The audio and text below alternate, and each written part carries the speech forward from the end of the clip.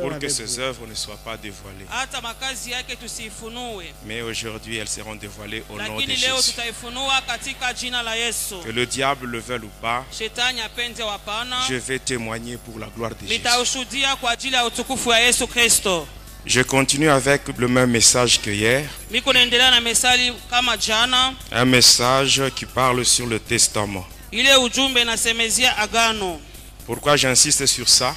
La Bible dit, quand nous lisons dans Romains 8 verset 1, la Bible nous dit qu'il n'y a plus de condamnation pour ceux qui sont en Christ. Amen. Mais nous voyons beaucoup de gens qui sont en Christ, mais qui vivent encore sous des condamnations. Amen. Si tu analyses ta vie, tu vas te rendre compte qu'il y a certaines choses que tu vis. Même tes parents ont vécu les mêmes choses.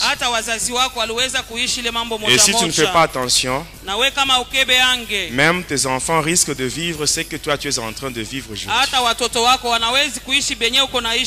Le Seigneur a permis que ce témoignage soit donné dans cette église, afin que les condamnations qui continuent à peser sur ta vie puissent tomber au nom de Jésus. Nous lisons la parole de Dieu. Deux livres. Lamentation de Jérémie chapitre 5 verset 7. Et le livre de Zacharie. Le chapitre 9 du 11e jusqu'au 12e verset. Lamentation chapitre 5 verset 7, nous lisons au nom de Jésus-Christ. Nos pères ont péché, ils ne sont plus, et c'est nous qui portons la peine de leurs iniquités. Zacharie 9, 11 à 12 nous dit ceci. Et pour toi, à cause de ton alliance scellée par le sang, je retirerai tes captifs de la fosse où il n'y a pas d'eau. Retournez à la forteresse, captifs pleins d'espérance. Aujourd'hui encore, je le déclare, je te rendrai le double. Amen. Avec beaucoup d'assurance, et c'est comme ça. Ça, ce n'est pas moi qui dis. Amen. Ça, c'est le Seigneur lui-même qui nous dit qu'il va nous rendre le double de ce que nous avons perdu. Nous venons de lire la parole de Dieu. Et nous savons tous que notre Dieu, il est toujours derrière sa parole pour l'accomplir. Hier, j'ai commencé par l'initiation, et à un certain niveau je suis arrivé où je parlais sur l'origine de la sorcellerie. Et nous nous étions arrêtés au niveau où on parlait sur le deuxième ciel, où le diable a déjà placé une barrière pour bloquer les prières.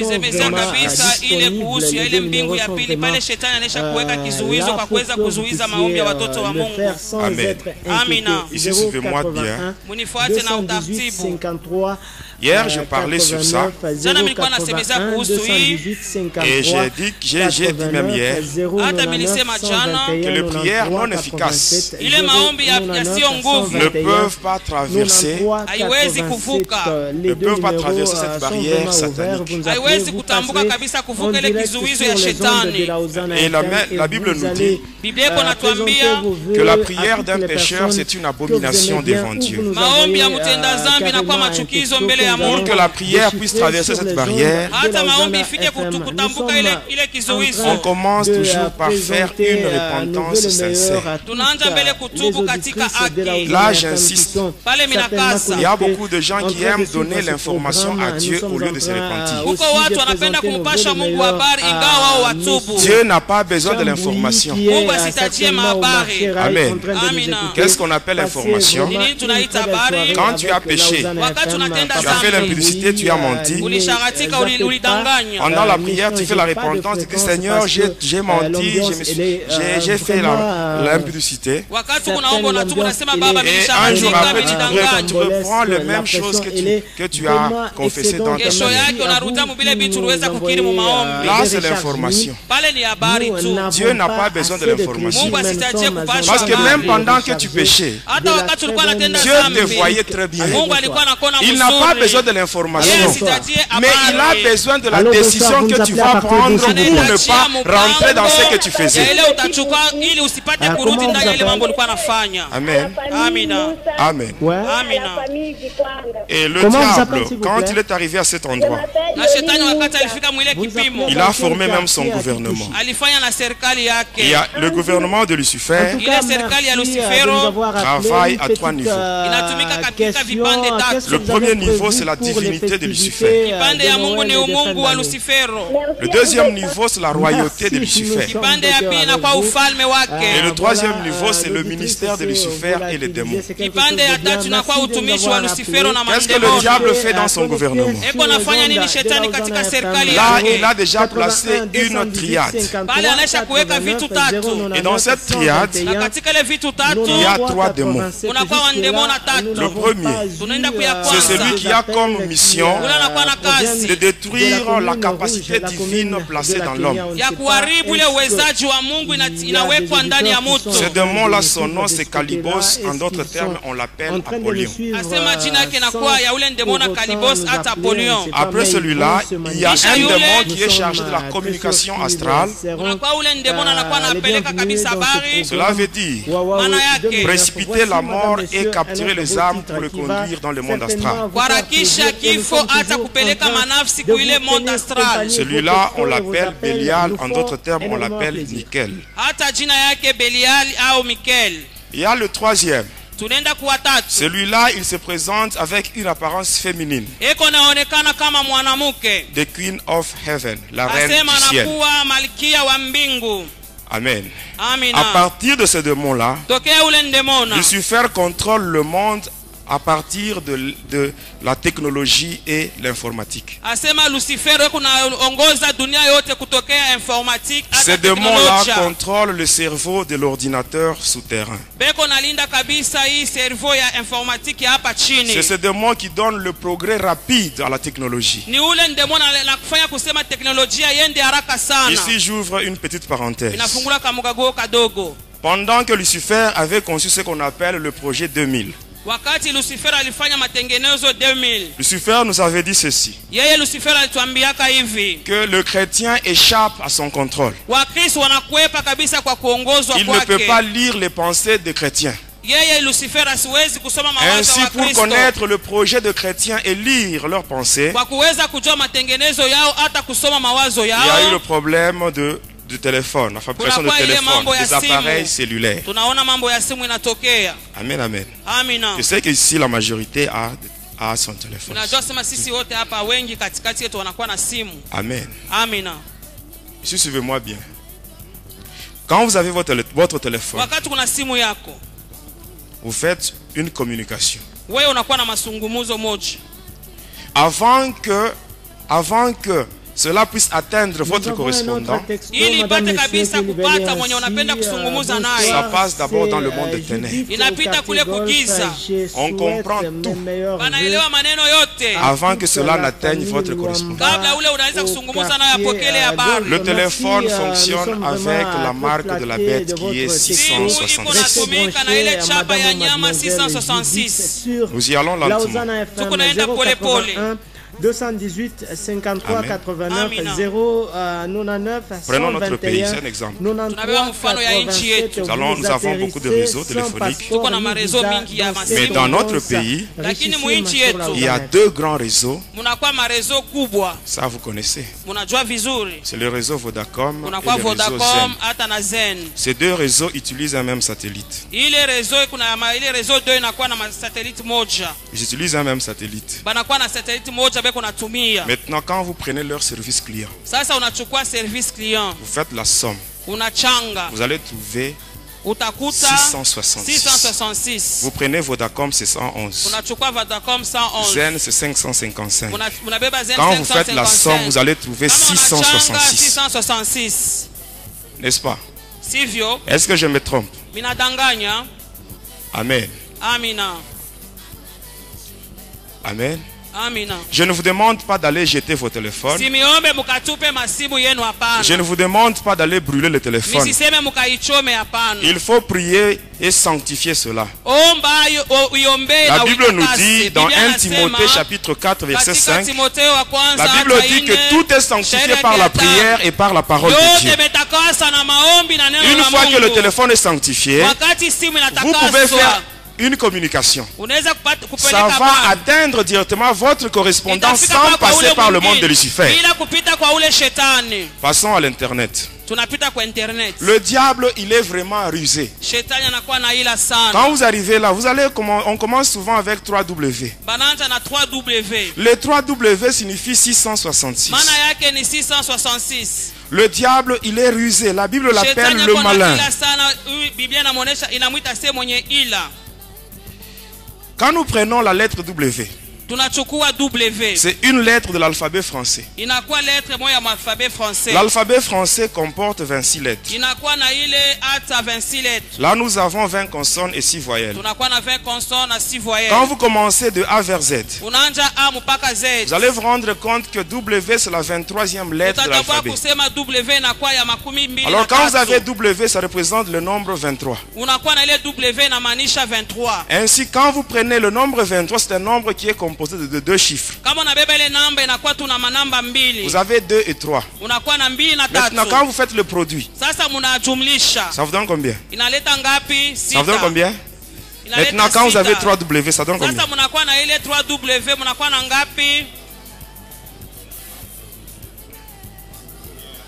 Amen, amen. Le diable, il est rusé. Amen. Est-ce qu'on peut continuer?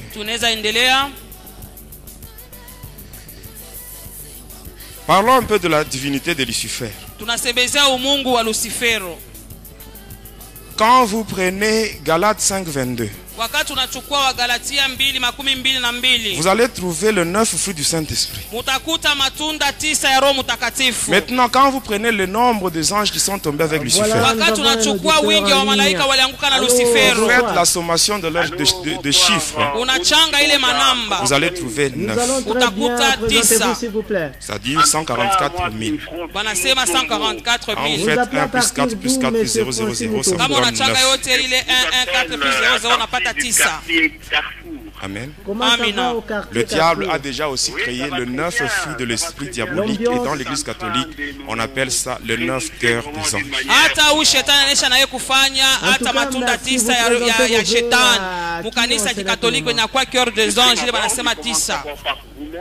Merci.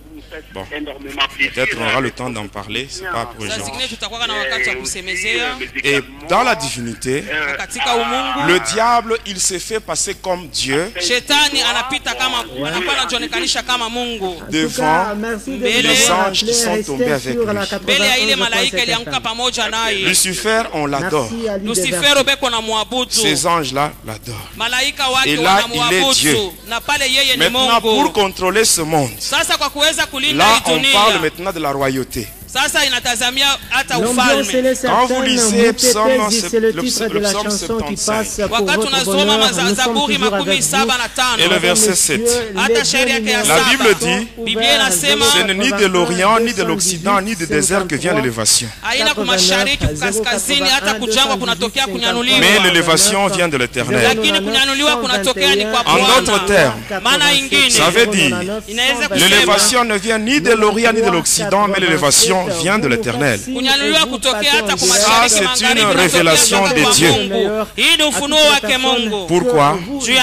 Parce qu'à l'Orient, Lucifer a déjà placé un démon qu'on appelle Baémon. Lucifer anesha kutia ndemona moja jina yake À Baemo. l'Occident, il y a un démon qu'on appelle Amaémon. Kule magharibi kuna kwa ndemona jina lake Ainsi, Amaemo. quand vous prenez les 4 points cardinaux, Wakati unachukua mapembe yote il y a le ine. nord, le sud, l'est et l'ouest. Unakuwa hata kaskazini, kusini, En magharibi, d'autres termes, mashariki. le Kuna nord, namna ingine. le nord, on appelle ça le septentrion. Kaskazini wanaita kaskazini. Le sud, c'est le midi. Kusini banaita kusini. L'est, c'est l'orient. Mashariki wanaita mashariki. Ouest, c'est l'Occident. Magharibi wanaita magharibi. Ainsi, qu'est-ce qui se passe? Nini inafanika? Dans les 4 coins du monde, Katika ile mapembe zote Lucifer a déjà placé 4 démons Shetani anasha kuweka mandemona qui ont comme mission de renforcer le pouvoir du mal dans le monde. wanakuwa na kazi ya kukazisha bubaya duniani. Et ces 4 démons, Na ile mandemona ine ils entrent dans la vie d'une personne wanaingia mu maisha ya mtu par 2 moyens. kupitia manamna Le mbili. premier,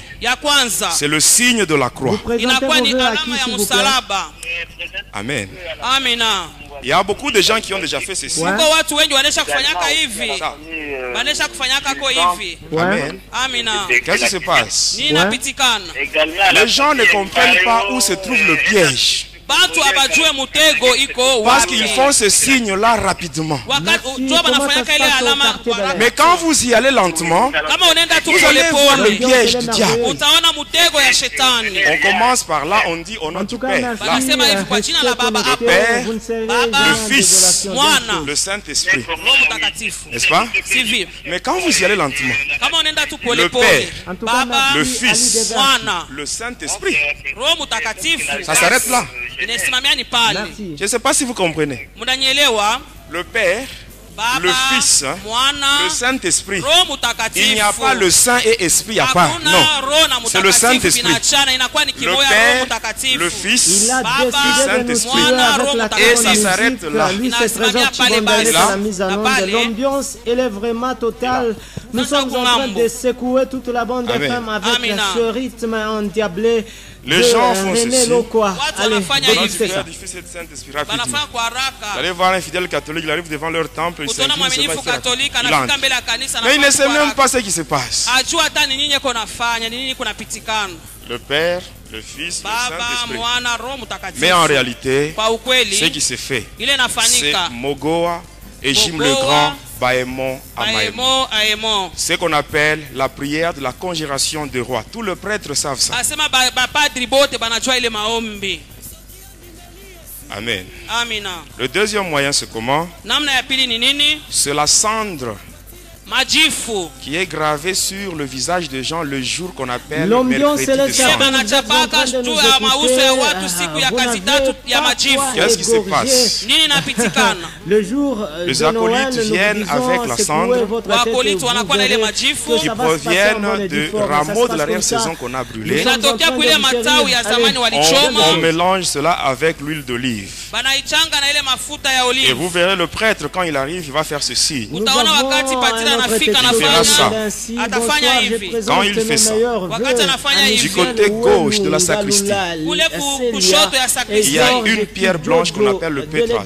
Kunakuwa jiwe mweupe banaita À partir de là, il y a des démons qui entrent avec une autre cendre spéciale. Kunakuwa ndemona anaingia na majifu ya C'est une upekee. cendre qu'on prend dans le monde des cimetières après avoir brûlé les ossements humains. Ni majifu banabebaka mu makaburi kisha kuchoma mifupa ya Ils watu. fouettent là-bas.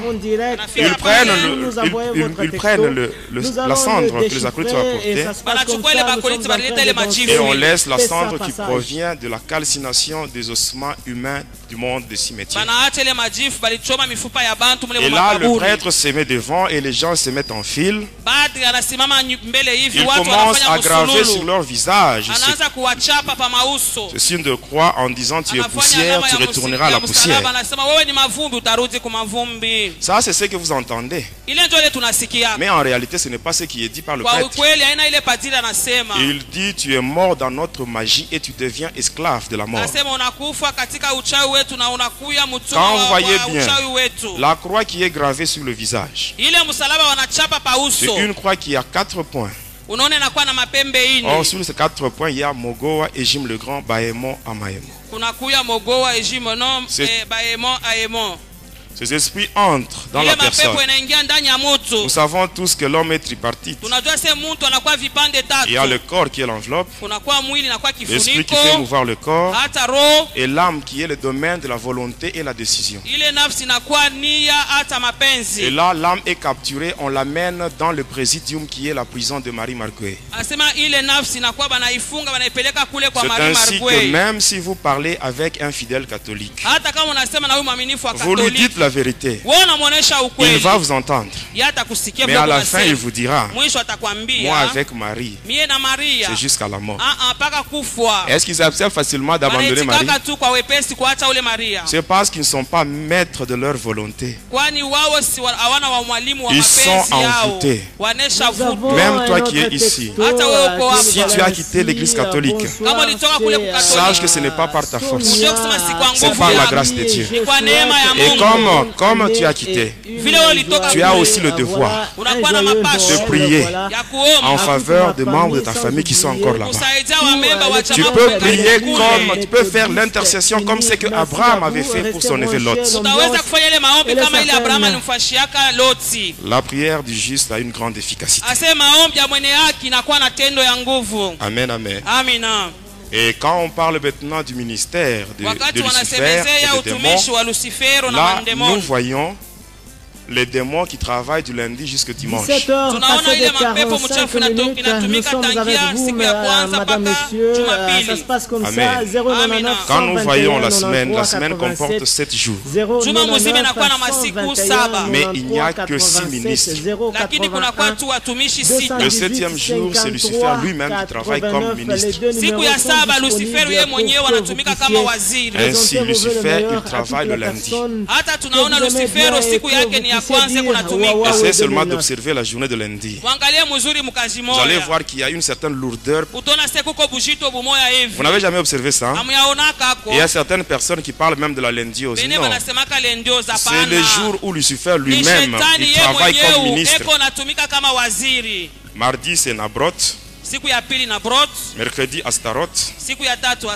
Jeudi Akam. Le vendredi c'est Beke. Samedi c'est Nabam. Nabam il travaille ensemble avec Sankai. Sankai c'est le démon de la musique. Qui sont certainement connectés. Et le dimanche c'est Akiel, le démon de la pauvreté. C'est lui qui empêche les gens à offrir à Dieu pour le bloquer dans la pauvreté.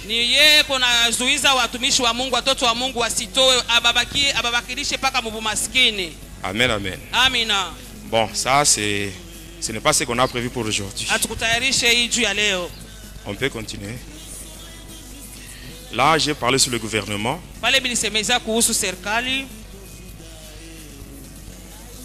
Maintenant, à partir de cet endroit, Lucifer contrôle le monde. Et dans ce monde, il a trouvé 3 catégories d'hommes. En observant les humains, il a trouvé 3 catégories d'hommes. Amen. Première catégorie, ce sont les êtres humains qui sont animés par la haine et la jalousie mal placée. Amen. La haine et la jalousie mal placée. Des gens qui sont capables de tuer leurs semblables. Amen. Sans rien gagner.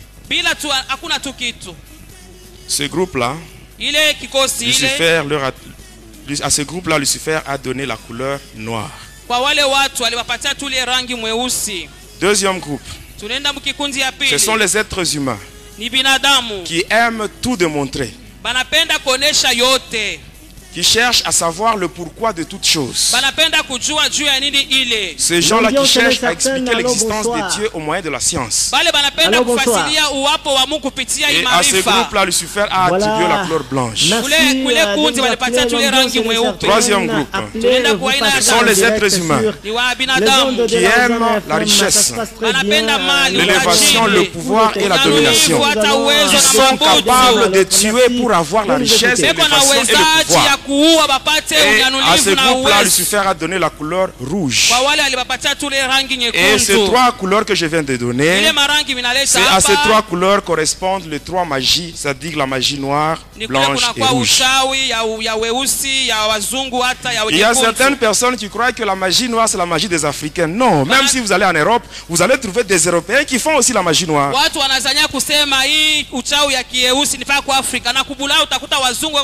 Sauf que cette magie noire, elle est beaucoup répandue en Afrique. Et dans la magie blanche, là, nous voyons le science occulte. Là. Rose-Croix, message du Graal. Et Cancard, la franc-maçonnerie, la science chrétienne, les Mormons. L'ambiance est là qui disent l'église de Jésus-Christ et de saints des derniers jours.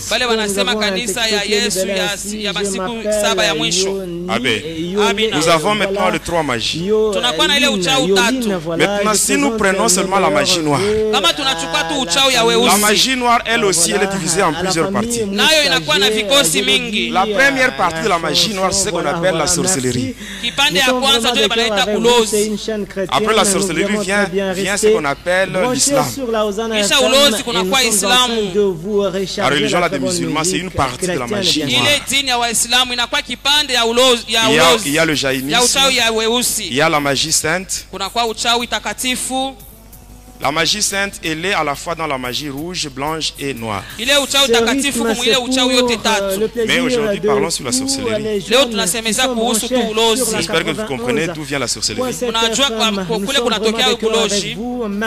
La sorcellerie, elle aussi, elle se présente sous trois formes.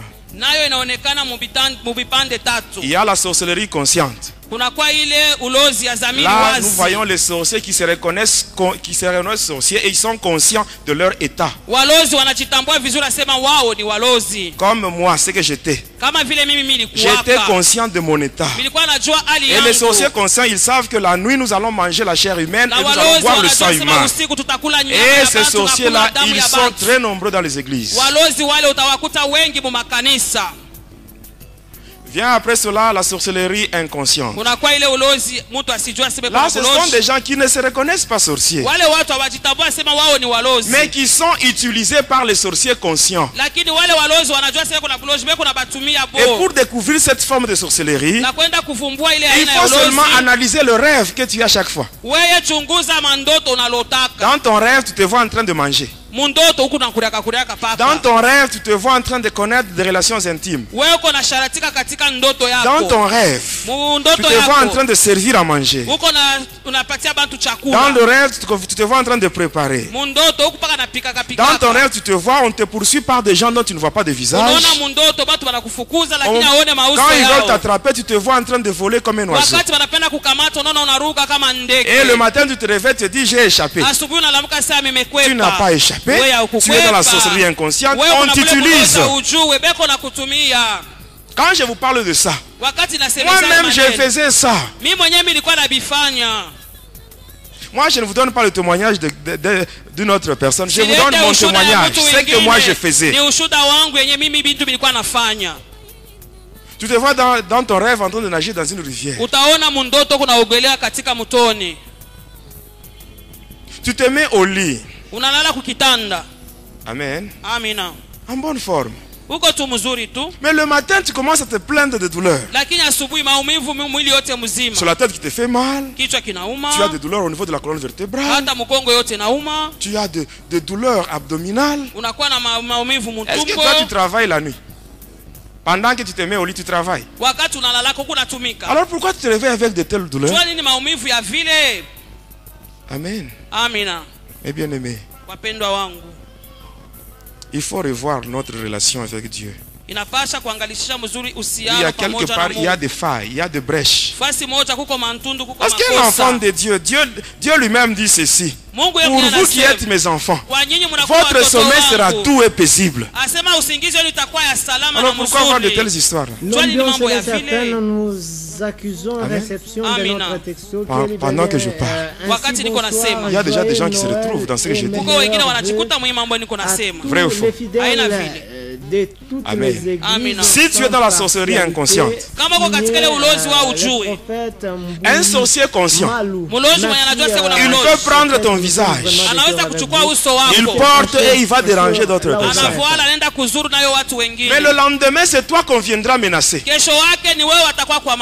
On te menace, tu dis, mais moi je ne connais rien de ce que vous dites là.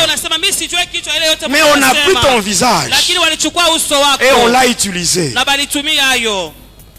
Excellente soirée. Après cela, vient la sorcellerie sanguine. Pour découvrir ça, le premier signe, le manque de compassion. Manque de compassion. Deuxième signe, frapper les enfants presque tous les jours. Il y a certains parents, pour eux, il n'y a pas d'autre correction à part le fouet.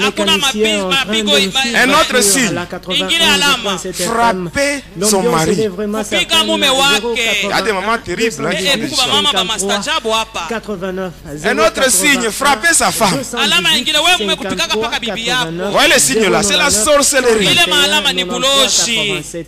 099 121 93 87. Vous nous appelez, vous allez atterrir dans cette portion d'ambiance sans passeport ni visa et vous allez présenter vos vœux le meilleur à toutes les personnes que vous aimez. Pendant que je travaillais comme ça, vous envoyez votre texto, nous allons dans la sorcellerie, déchiffrer qu'est-ce qui s'est passé dans ce studio de la Hosanna FM. On m'avait conduit quelque part. Là, on m'avait maintenant enseigné comment travailler comme un sorcier. C'était à la rivière Moussofi. Voilà, c'est l'homme qu'on attend qui fait parce qu'il fait face au fait et mérite un trophée. Lui, c'est Thomas Lokofé. Il est en train de nous interpréter ce titre. Yembelama pour votre plaisir. Pour découvrir le sorcier. Rien que le vôtre. Même si tu es enfant de Dieu, tu te retrouves avec ce que je vais dire. Ça, c'est ce qu'on t'utilise. Et parmi le signe de la sorcellerie inconsciente, il y a aussi la saleté. Amen. Vous voyez une personne, hein, pour laver son propre corps, il faut se disputer. Ici, j'attire l'attention des mamans qui aiment laisser beaucoup de saleté dans leur parcelle. Là, vous créez vous-même de terrain d'atterrissage. La sorcellerie, c'est la saleté. La saleté.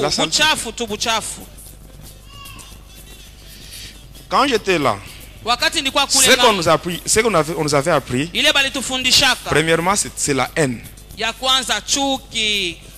La haine. Il y a des gens qui haïssent d'autres personnes sans motif valable, sans raison. La haine, hein? Deuxièmement, l'esprit de vengeance. Rendre le mal par le mal. Et là même certains chrétiens font ça. La Bible nous dit ceci, mes bien-aimés. Quand nous lisons Romains 12 verset 19, la Bible dit: ne vous vengez pas vous-même, mais laissez agir la colère de Dieu, car il est écrit à notre Dieu la vengeance et la rétribution. Si tu es un enfant de Dieu, on te fait du tort, laisse que Dieu puisse se venger à ta place. La haine, nous trouvons aussi ça chez les chrétiens. Amen. Mais la Bible nous dit dans Romains 12 verset 21, la Bible dit: ne te laisse pas vaincre par le mal, mais surmonte le mal par le bien. Amen.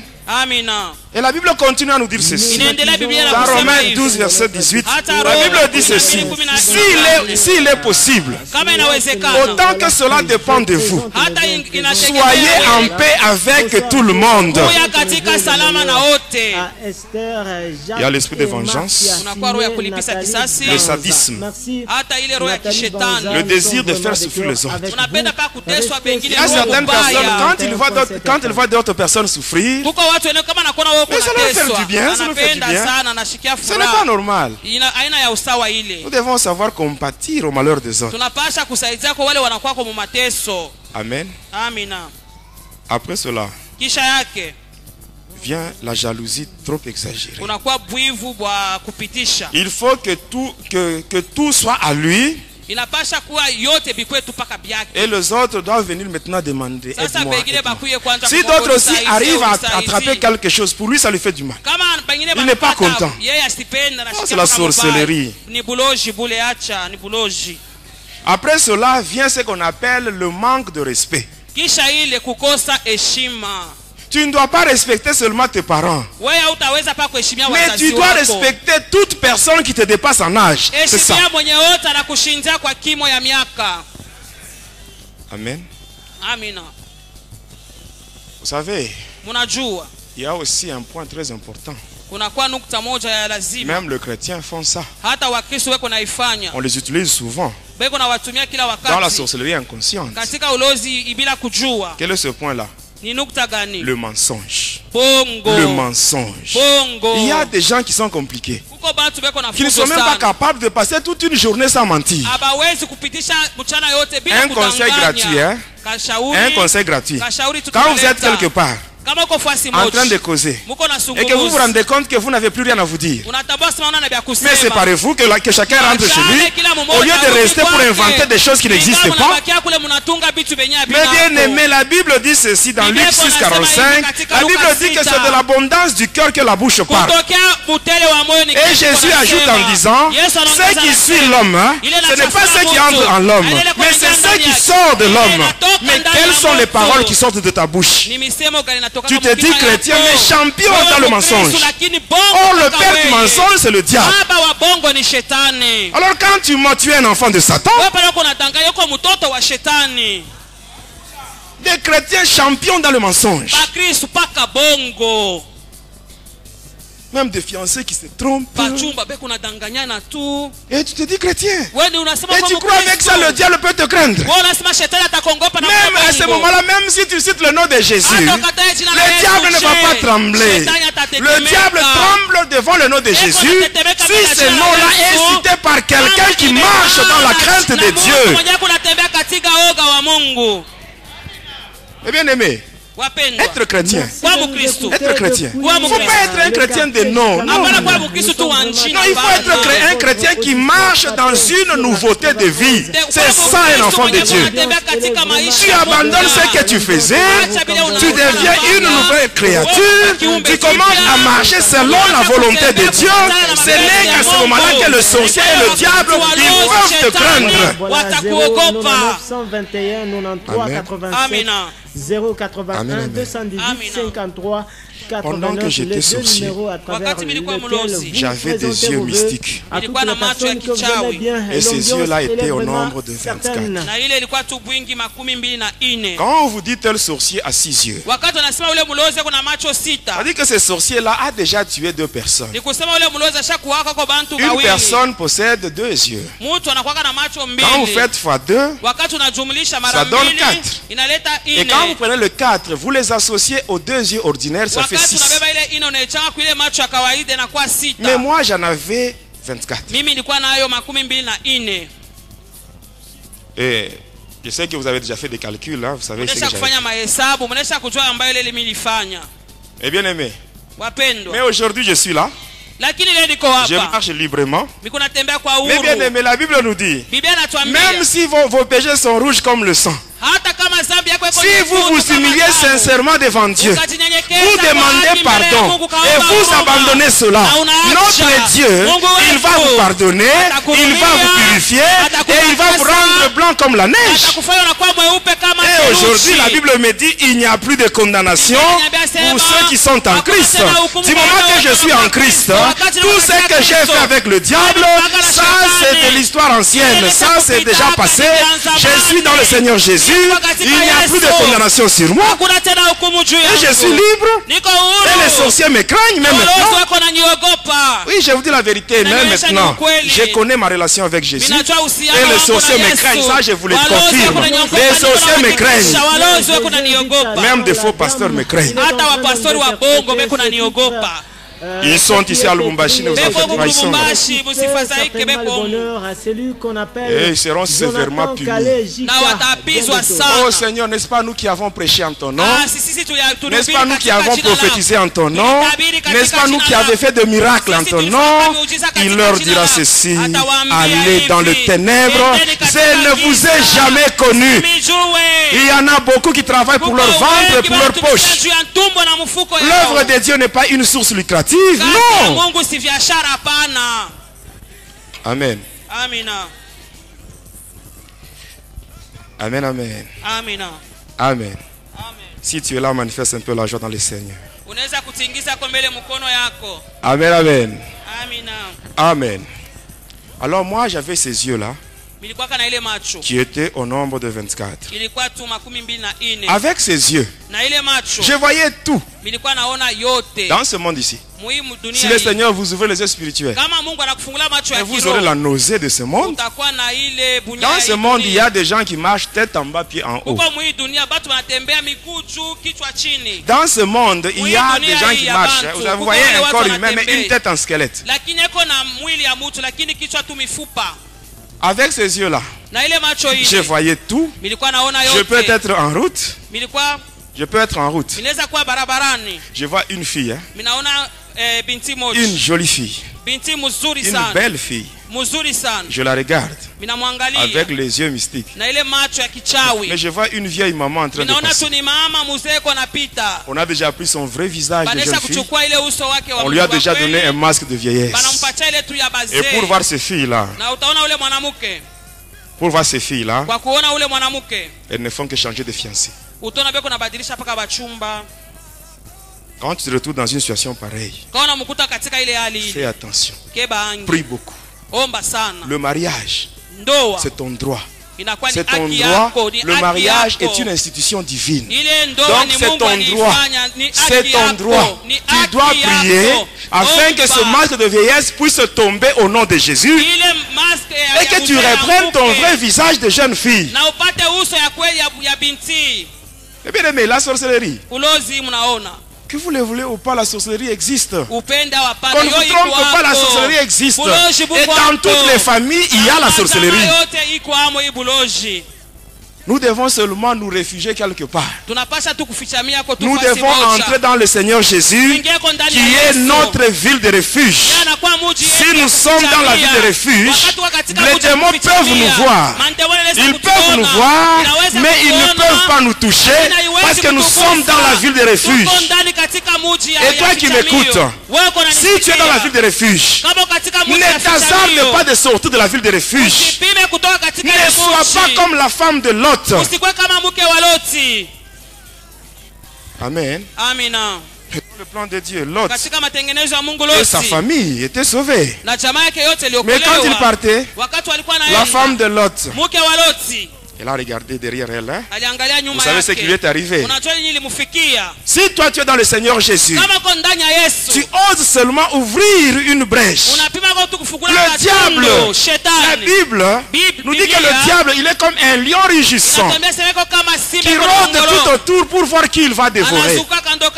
Mais si toi-même tu sors dans la ville de refuge, mais tu t'exposes devant Lucifer. Avec ces yeux-là, je voyais beaucoup de choses. Je voyais les démons. Je voyais les chrétiens. Je voyais les païens. Et les chrétiens hypocrites. Tous les chrétiens hypocrites, ainsi que les païens, je les voyais sans habit. Sans habit. Donc même sans une corde sur le corps. Et bien aimé, entre nous quand même. Nous sommes très heureux que vous soyez là. Un petit sorcier de 2 ans. Parce que tu n'aimes pas la sanctification. Mais ce petit sorcier de 2 ans, quand il te regarde, il te voit sans habit et tu acceptes ça. Et bien aimé, c'est pas bien. Arrangeons vraiment notre relation avec Dieu. Tutengeneze uhusiano wetu pamoja na Mungu. Et Dieu va nous cacher, les sorciers ne peuvent pas nous voir. Na Mungu atatuficha, waloza watatuona. Asema utukufu wa Mungu ni kuficha maneno. Amen, amen. Amina. Amen. Amina. Et là, quand j'entre au marché, wakati minaenda sasa msoko, là je deviens mal à l'aise. Pale shina katika ustarehe. Parce que le marché c'est ce qu'on appelle le dépotoir des démons. Asema soko ndio fuashi ya mandemona inayala pale. Amen. Amina. Dans chaque marché, quel que soit l'étendue, soko ikwe bunene ya che. Lucifer a déjà affecté à chaque marché Shetani anisha kutuma kukila soko 6 légions de démons. Asema ma légion sita ya demona. Et une légion de démons est composée de 13 000 démons. Asema légion moja inakuwa tuna 13 000. Alors pour connaître le nombre total de démons qu'on trouve au marché, sasa kuchanga mandemona yote tunakutaka kunsoko qui donne 78 000. Asema 78 000 démons musoko tu au marché, mes bien-aimés, wakati tunaenda sokoni mpendwa, priez à la maison, omba kunyumba, que vous soyez sous la mouvance du Saint-Esprit, que le Saint-Esprit vous conduise afin d'acheter des choses propres. uuze ko bitu safi. Demain je vais vous parler sur ce qui se passe au marché. Kesho bitamizemeza bile binapitaka mu mansoko. Il y a des histoires de nourriture sale. Et quand les gens mangent ces choses-là, Lucifer poursuit 2 objectifs. Le premier objectif, c'est endurcir le païen qu'il ne puisse pas avoir la chance de donner leur vie à Jésus. Deuxième objectif, c'est faire régresser les chrétiens dans la foi. Tu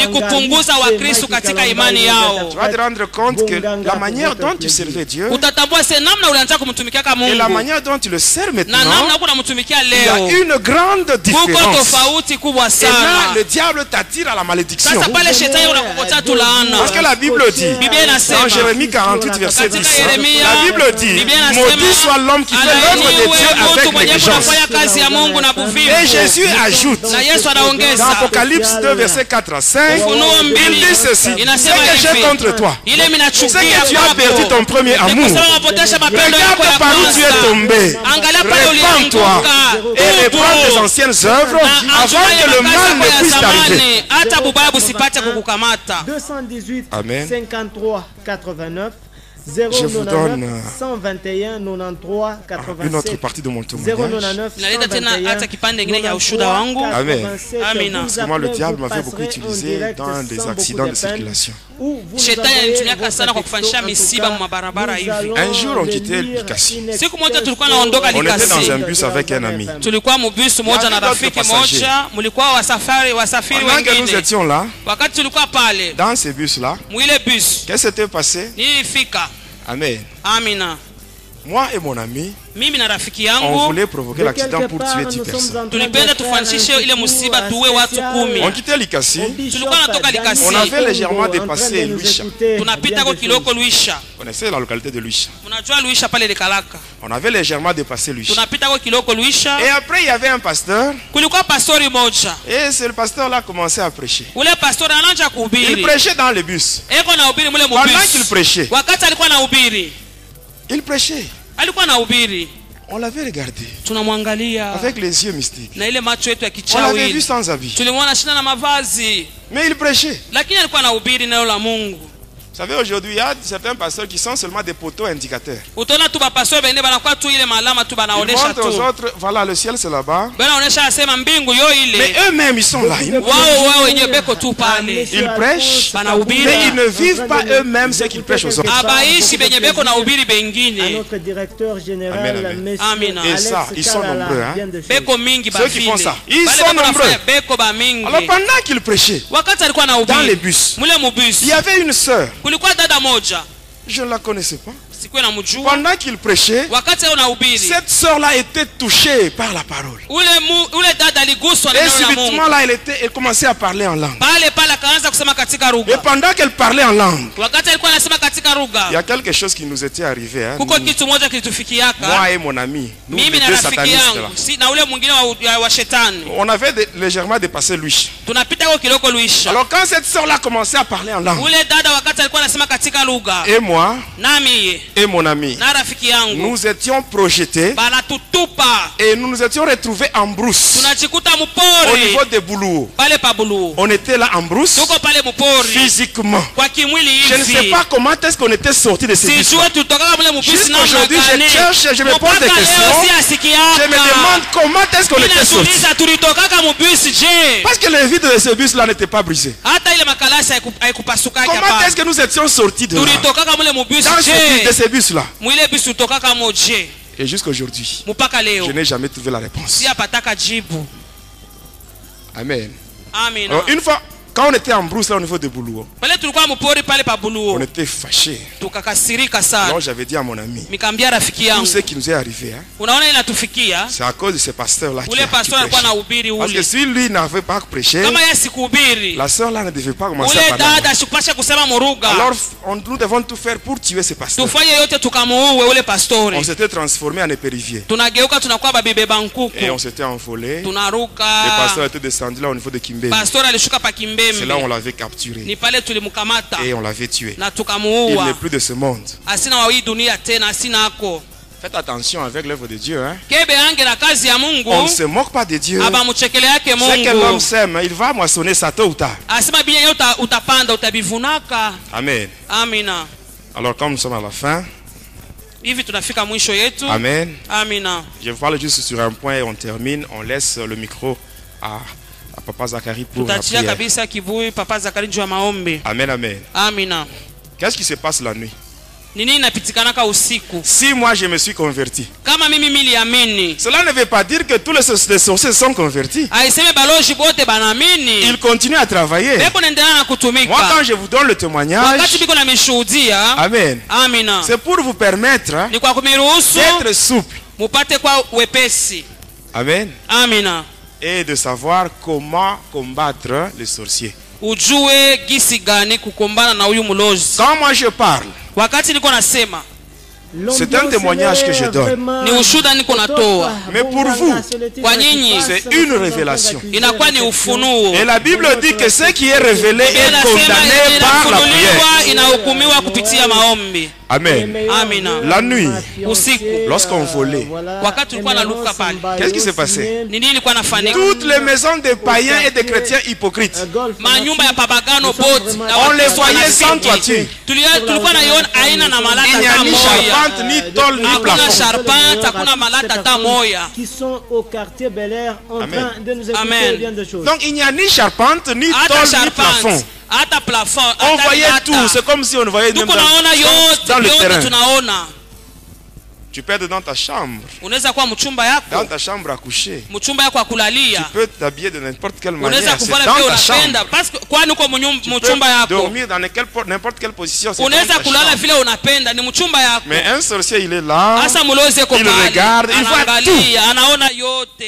Parce que tu es hypocrite ou bien païen. Mais il y avait d'autres maisons. Hein? Il y avait d'autres maisons. On voyait ça de loin. On voyait ces maisons étaient entourées par des flammes de feu. On ne pouvait même pas s'approcher. Et les feux là, les flammes de feu qui étaient autour de ces maisons-là agissaient dans un grand périmètre. Même les maisons environnantes étaient protégées par ces flammes de feu. Il y a certains païens qui ne sont pas atteints facilement par les sorciers parce que leur maison se trouve à côté des maisons de chrétiens. Mais bien aimé, notre Dieu, il est fidèle. Quand vous lisez Abdias chapitre 1 verset 18, la parole de Dieu dit ceci: la maison de Jacob sera un feu et celle de Joseph sera une flamme. Mais bien aimé, maintenant, qu'est-ce qui nous permettait de descendre dans ces maisons-là qu'on voyait sans toiture? Premièrement, ce sont les toiles d'araignée. Vous voyez les toiles d'araignée, hein? Sur le plan hygiénique, c'est la saleté. Sur le plan spirituel, ce sont les antennes des sorciers. Les sorciers entrent dans des maisons à partir de ça. Si dans ta maison il y a ces choses-là, quand tu vas quitter ces lieux, va enlever ces choses-là. Deuxièmement, ce sont des photos, des images, des idoles. Une photo d'un faux Jésus avec un cœur rouge là et des rayons lumineux. Une photo là d'une fausse Marie. Une croix avec un Jésus mort. Mais bien aimé, qui vous a dit que Jésus est à la croix? Il était à la croix, c'est vrai. Mais il a déjà quitté la croix il y a plus de 2000 ans. Les idoles là, les images que vous mettez dans des maisons. Non, j'ai la photo de Jésus. Non, les sorciers vont me craindre parce que j'ai la photo de Jésus. Mais faites attention, premièrement, en mettant ces choses dans vos maisons. C'est l'idolâtrie. Et Dieu condamne ce péché-là, l'idolâtrie. Voilà pourquoi Dieu lui-même avait dit, quand vous lisez Exode 20, et le verset 4, Dieu dit ceci, tu ne te feras jamais des images taillées, ni des représentations quelconque, des choses qui sont dans les cieux, sur la terre ou sous la terre. C'est une abomination. Les sorciers ne peuvent pas te craindre parce qu'il y a une photo dans ta maison.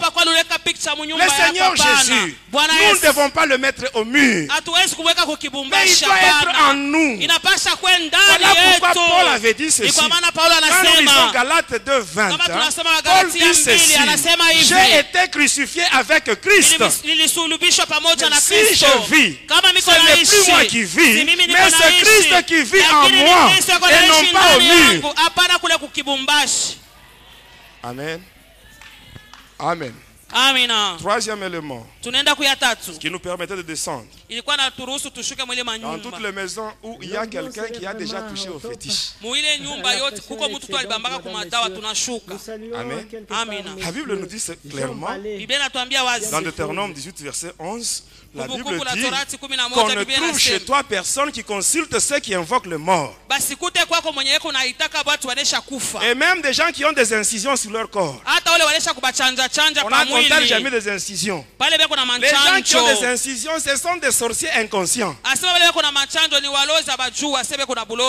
Quand vous allez chez les féticheurs, il prend la lame, il applique sur la peau. Et là nous voyons, il y a le sang qui sort. Et qu'est-ce qu'il va faire? Il prend une poudre noire. Vous ne connaissez pas d'où est-ce qu'il a tiré ça. Vous ne savez pas les paroles qu'il a prononcées sur cette poudre là. Et il applique ça sur votre sang. Ça entre. Les démons entrent en vous. Et même quand vous partez, en faisant les incisions, il y a même une goutte de sang qui est restée à la lame. Et la lame est restée chez les féticheurs. Et lui aussi le soir, il doit rendre le rapport à son maître. Il prend la lame, il y a ton sang là-bas. Or la vie de l'homme, on trouve ça dans le sang. Et on prend ton sang, on transfère ça à Lucifer.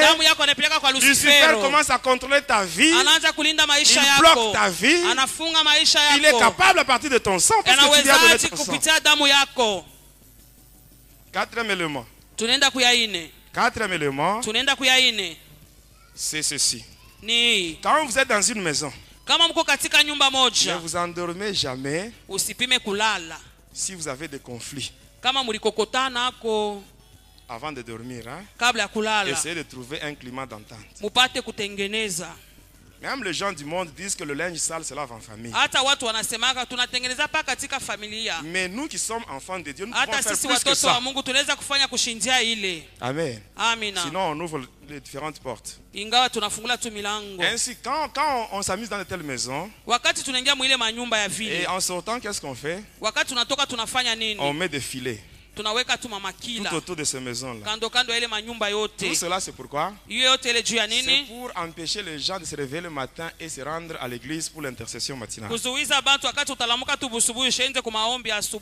bien les affaiblir dans la prière le matin. Parce qu'on savait très bien que si ces gens ils se réveillent le matin, tout ce que nous avons fait la nuit, s'ils se rendent à l'église le matin et qu'ils prient, tout ce que nous avons fait la nuit, ça va tomber. Parce que l'église Jésus. C'est un endroit où on entre avec des problèmes et on sort avec la solution. On savait cela. Alors lorsqu'on allait maintenant dans le monde des sorciers, on allait dans des avions, hein? Avions de sorciers. Suivez-moi bien, c'est par là que je vais terminer. Alors quand on arrivait là-bas, qu'est-ce qui s'est passé? Moi je voyais, dans ce monde-là, je voyais des rivières, je voyais des arbres. Et dans des arbres, il y avait des trous, donc des creux d'arbres. Alors qu'est-ce que je voyais? On descendait là-bas, il y avait des mamans sorcières, des papas sorciers, des jeunes sorciers. On allait là-bas. Et chacun allait avec le problème de sa famille. Quelqu'un qui arrive là-bas, une sorcière, elle ouvre le pagne, et de là, elle soutire un papier. Elle jette dans l'eau, dans une rivière de là. Et prononce une parole. Les enfants de tel ne termineront jamais les études. Quelqu'un vient, tel ne prospérera jamais. On jette. Là, ce sont des exemples. Hein? On jette. Quand on jette, on prononce une parole. On jette, on prononce une parole. On jette, on prononce une parole. Amen. Amen. On jette, on prononce une parole. C'est ainsi que vous allez voir. Il y a des familles, hein, où les gens abandonnent les études comme ça. Il y a la possibilité de payer les études, mais les gens abandonnent les études. Parce que c'est déjà fait dans la sorcellerie. Il y a déjà quelque chose qu'on a déjà dit là-bas. Et ça se concrétise dans des familles. Ça se concrétise dans beaucoup de familles. Dans beaucoup de familles, il y a des gens qui vivent selon la volonté des sorciers. C'est que les sorciers ont déjà fait là-bas. Ils ont jeté dans la rivière. Ils ont placé dans des trous d'arbres. Ils ont jeté là-bas. Ce n'est pas dans ce monde. Ce n'est pas une rivière de ce monde. Ce ne sont pas les arbres de ce monde. Mais les arbres et les rivières de leur monde. C'est là où ils ont jeté. Voilà pourquoi aujourd'hui, nous voyons beaucoup d'enfants de Dieu, beaucoup de familles souffrent à cause de ce que les sorciers ont déjà fait là-bas. Mais toi qui es enfant de Dieu, laisse-moi te dire une chose. Le jour où on est en train de bloquer ta vie, les jours où on jetait ce qui t'appartient, les jours où on bloquait ta vie, les jours où on prononçait des paroles sur ta famille, il y avait un homme. Il y avait un homme qui voyait tout ça. Il y avait un homme qui voyait tout ça. Et cet homme, c'est le Seigneur Jésus. Parce que lui, il voyait. Il voyait même le jour où on bloquait ta vie. Il le voyait. Il voyait. Mais tu vas te dire, Jésus. Jésus, mon Dieu. Mais toi, tu voyais. Pendant qu'on bloquait ma vie. Mais toi, tu voyais. Mais pourquoi tu as laissé ces gens bloquer ma vie? La réponse, elle est très simple. Tous ceux qui ont péché, ils ont été privés de la gloire de Dieu. Et quand tu es privé de la gloire de Dieu, les sorciers peuvent faire n'importe quoi sur toi. Parce que tu n'es plus sous la protection de Dieu. Mais bien aimé, quand un papa, il sent que sa mort approche, qu'est-ce qu'il fait? Il commence à faire son testament. Il commence à répartir ce bien sur ses enfants. Et là, il écrit. Il écrit. Et là, il signe. C'est un testament. C'est un testament. Tant que ce papa est en vie, le testament n'a pas de valeur. Mais s'il meurt, automatiquement, le testament entre en vigueur. Quand on regarde bien, les gens qui avaient bloqué ta famille, il y a même des sorciers qui sont déjà morts. Ils ont parlé sur la famille. Quand ils jettent, ils parlent. Ils jettent, ils parlent. C'est un testament qu'ils font. Et ils sont déjà morts. C'est ainsi qu'aujourd'hui, nous voyons des familles. Il y a des choses qui se répètent. Parce qu'il y a un testament et les sorciers ont déjà imposé sur la famille. Mais notre Dieu aussi, il a fait aussi un testament. Il a dit ceci dans Jérémie 29, 11. Je connais les projets que j'ai formés sur vous, les projets de bonheur, les projets de paix et non les projets de malheur. Ça c'est Dieu qui a fait son testament aussi. Et le bien-aimé, comme Dieu, il ne peut pas mourir en tant que Dieu. Il ne peut pas mourir. C'est ainsi qu'il a abandonné sa gloire au ciel. Il est descendu sur cette terre. Il a pris un corps de chair sur cette terre. Sur cette terre, il a vécu sur cette terre. Sous le nom de Jésus-Christ. Sous le nom de Jésus-Christ. Avec ce nom de Jésus, il avait un corps de chair. Et c'est ainsi, il est allé à la croix. Il est allé à Golgotha. Il est allé à Golgotha. Il fallait qu'il meure pour que son testament entre aussi en vigueur. Il est allé à la croix. Il est allé à la croix. Et quand il était là, on lui a fait porter une couronne d'épines. On l'a cloué. Et quand ils ont fait ça, ils ne savaient pas qu'ils étaient en train de provoquer un grand mystère. Parce que ce jour-là, cet homme de Jésus, il a commencé à saigner. Et pendant qu'il saignait, la Bible dit, il a effacé. Il a effacé l'acte dans les ordonnances. Tout ce qui nous condamnait, il a tout effacé. Pendant que son sang coulait, il est en train d'effacer le testament des sorciers. Le testament des sorciers effacé. Maladie effacée. Stérilité effacée. Chômage effacé. Blocage effacé. Maladie effacée. Tout a été effacé. Il a effacé. Il a effacé. Il a effacé. Il a effacé. Il a tout effacé. Il a tout effacé à la croix. Il a tout effacé. Il a effacé. Il a tout effacé. Il a tout effacé. Et par après, il était mort. Quand il est mort, son testament est entré en vigueur. Parce que la Bible dit, il s'est fait malédiction pour que nous soyons une bénédiction. Il s'est fait malédiction. Notre Jésus, il s'est fait malédiction. Aujourd'hui, Jésus te dit, à cause de l'alliance, scellée par le sang, à cause de l'alliance, scellée par son sang, il dit ceci, retournez à la forteresse, captif plein d'espérance. Je retirerai tes captifs de la fosse où il n'y a pas d'eau. Je retirerai tes captifs. Et il dit ceci. Il dit, je te rendrai le double de ce que tu as perdu. Je te rendrai le double de ce que tu as perdu.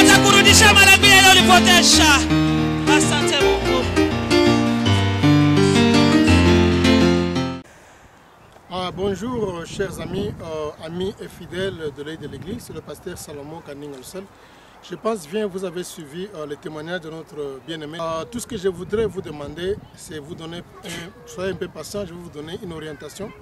Comment vous pouvez maintenant vivre les témoignages après avoir l'écouté.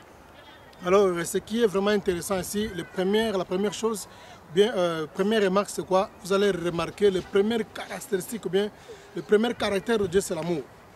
Vous allez vous imaginer que quelqu'un qui a fait beaucoup de dégâts, quelqu'un qui s'est impliqué dans la racine du satanisme, de l'occultisme, mais Dieu parvient à lui pardonner malgré la multitude de gens qu'il a tués.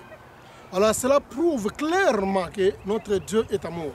La Bible dit dans Jean 3, chapitre 16, que Dieu a tant aimé le monde, il a donné son Fils unique, afin que quiconque croit en lui ne périsse point, qu'il ait la vie éternelle. Alors il ne faut jamais hésiter de s'approcher auprès de l'éternel Dieu. Quand tu as fait quelque chose du mal, quels que soient vos péchés, quelle que soit la grandeur de vos péchés, il faut tout d'abord comprendre le caractère de Dieu, c'est l'amour. Dieu est animé par un amour à l'outrance, un amour qu'on peut dire en termes terre à terre, un amour exagéré. Dieu est amour, il est prêt à pardonner tout péché. Il ne faut jamais hésiter, malgré tout ce que tu as fait dans ta vie, c'était dans l'ignorance. Maintenant que tu as écouté la parole de Dieu, ou le témoignage, tu n'as plus d'excuses. De tout ce que tu as besoin, il faut d'abord commencer d'abord à contempler l'amour de Dieu. L'amour de Dieu, et cet amour-là qui va pousser l'éternel Dieu à te pardonner, il est prêt à tout pardonner, tous les péchés. Il est amour. Voilà. Maintenant que tu as compris que Dieu est amour, il est prêt à tout pardonner. Maintenant, la deuxième chose, c'est quoi? C'est-à-dire reconnaître que tu es un pécheur. La Bible dit, car tous ont péché et sont privés de la gloire de l'Éternel. C'est Romains chapitre 3, verset 23 au verset 25. C'est-à-dire, tu dois d'abord reconnaître ton état. Et Dieu résiste aux orgueils. L'orgueil, c'est une personne qui n'accepte pas sa position d'être un pécheur. Alors vous devez d'abord accepter car tous son péché sont privés de la gloire de Dieu, comme je viens de le dire là-bas. Vous reconnaissez en vous que vous êtes un pécheur, que vous avez posé les actes par ignorance parce que vous n'avez pas connu Dieu. Voilà, après que vous reconnaissez en vous que vous êtes un pécheur, la Bible dit, vous devez maintenant confesser. La Bible dit, si vous confessez vos péchés, l'Éternel est juste bon de vous pardonner, de vous purifier pour toute iniquité. 1 Jean 1,9. Elle dit, si vous confessez vos péchés, la confession du péché ne se fait pas au fond du cœur. La confession du péché se fait dans la bouche à haute voix. Tu dois confesser, entre dans la chambre. Tu confesses tes péchés, la Bible dit, de ta bouche, pas au fond du cœur. Bien-aimé dans le Seigneur, fais beaucoup d'attention. La Bible dit, si tu confesses de ta bouche, on ne dit pas au fond de ton cœur, non. Pas au fond du cœur, mais de ta bouche. Si vous confessez vos péchés, la Bible dit, l'Éternel est juste bon de vous pardonner pour tout péché. Il est bon aussi pour purifier. Il n'est pas seulement là pour pardonner, Dieu peut aussi nettoyer. Il nettoie et il oublie aussi les péchés. Pourquoi vous devez confesser vos péchés? Puisque la Bible dit dans Jérémie 3,12 que reviens infidèle Israël, je ne jeterai plus sur vous un regard sévère, car je suis un Dieu miséricordieux qui ne garde pas sa colère à toujours. Dieu ne garde pas sa colère à toujours. Alors, la seule condition pour que le Seigneur s'approche de toi, la Bible dit, reconnais seulement que tu avais péché et tu étais infidèle devant l'Éternel. Alors c'est alors que tu verras l'Éternel s'approcher de vous, puisqu'il dit que non, approchez-vous de moi, je m'approcherai de vous. Il ne faut jamais s'attendre que Dieu vienne d'abord dans la première position chez vous. C'est toi qui es le malade, tu as besoin du médecin. Comme la Bible déclare que le malade a besoin du médecin et non, le médecin a besoin du malade. Tu viens auprès de l'Éternel, comme il dit dans Jérémie 3, chapitre 12, que non, reconnais seulement que tu as péché. Reviens fidèle d'Israël. Reconnais seulement que tu as péché et tu es infidèle devant l'Éternel ton Dieu. Donc l'acte seulement de reconnaissance, il ne demande pas beaucoup de choses. Dieu ne demande pas trop. Seulement reconnaître et revenir à lui. Voilà, c'est très simple que ça. Voilà. Maintenant, après avoir confessé le péché, vient la repentance. La repentance, c'est quoi? La repentance n'est pas une information. Même avant que tu puisses pécher, quand tu pêches là, le Seigneur est au courant. La repentance, tu n'informes pas l'Éternel ce que tu as fait là, puisque Dieu connaît déjà, la Bible dit, il est omniscient, il connaît toutes choses. La repentance, c'est une décision qui est sincère, c'est-à-dire tu prends une décision pour ne plus retourner aux choses que tu as vomies ou encore les choses que tu as confessées. Ce qu'on appelle une repentance qui doit être sincère. C'est-à-dire quoi? Tu prends une décision personnelle de ne plus rentrer aux choses que toi tu as confessées. C'est ça la repentance. Tu n'informes pas Dieu, puisque Dieu connaît déjà ce que tu as fait là-bas, mais il a besoin seulement que tu puisses te repentir dans ton cœur maintenant. Tu te repens, tu dis que Seigneur, I'm sorry. Seigneur, je regrette les actes que j'ai posés, maintenant je me repens. Alors je prends la décision pour ne plus reprendre les mêmes choses que j'avais commises auparavant. C'est ça la repentance. Après avoir fait la repentance, vient maintenant Romains 19, la Bible dit, si vous confessez de ta bouche le Seigneur Jésus-Christ, si tu crois dans ton cœur que Dieu l'a ressuscité des morts, tu seras sauvé. Maintenant, la dernière chose que tu vas faire, c'est quoi? Je peux parler ma 20 dernières choses. C'est maintenant quoi? C'est recevoir le Seigneur Jésus-Christ comme le seul Seigneur et Sauveur de ta vie. Comme dans Romains dit que si tu confesses de ta bouche le Seigneur Jésus-Christ, si tu crois à ton cœur que Dieu l'a ressuscité de mort, tu seras sauvé. La confession, pour recevoir Jésus-Christ, il ne faut jamais poser un acte dans le cœur. La confession vient au fond du cœur, mais il faut exprimer ça dans la bouche. La Bible dit, de ta bouche, la bouche, tu dois faire sortir les paroles. Tu dois faire entendre ta voix. C'est ça la confession publique. Ou encore la confession personnelle individuelle. Dans ta chambre, tu confesses le Seigneur Jésus dans ta bouche. J'insiste encore pas dans le cœur, mais dans ta bouche. Si tu confesses le Seigneur Jésus-Christ, si tu crois dans ton cœur que Dieu l'a ressuscité de mort, tu seras sauvé. Voilà, maintenant la dernière chose que vous allez faire, c'est quoi? C'est de chercher un pasteur ou encore une église que vous allez fréquenter pour l'affermissement de votre foi, encore le suivi de votre foi. 2 Chroniques chapitre 20, verset 20, la Bible dit, confiez-vous à l'Éternel, vous serez affermis et à ses serviteurs vous réussirez. Il n'y a pas un chrétien sans église, il n'y a pas un chrétien sans pasteur, ça ne se fait jamais.